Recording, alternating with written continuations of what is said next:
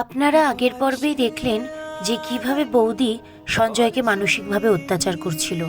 বিয়ের পরের দিন যখন দুজনে মিলে সবজি কাটছিল, তখন ঠিক সেই সময় সঞ্জয় সেখানে আসে।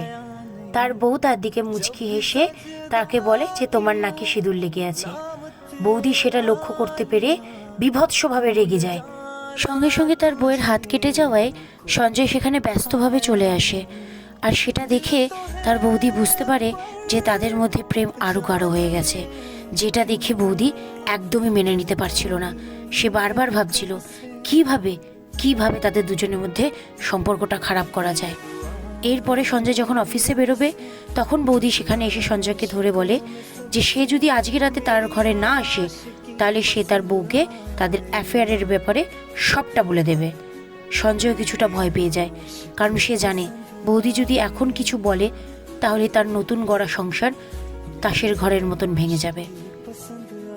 এদিকে রাত হতেই যখন তার বউ গভীরভাবে ঘুমিয়ে পড়ে, সঞ্জয় ঠিক তখন গভীরভাবে চিন্তা করতে থাকে যে সে আসলে কি করবে। বৌদির দেখানো ভয়ে সে ভয় পেয়ে তার নতুন বউকে একা ঘরে রেখে পাশে তার বৌদির ঘরে সে চলে যায়। অন্যদিকে বৌদিও সঞ্জয়ের জন্য অপেক্ষা করছিল।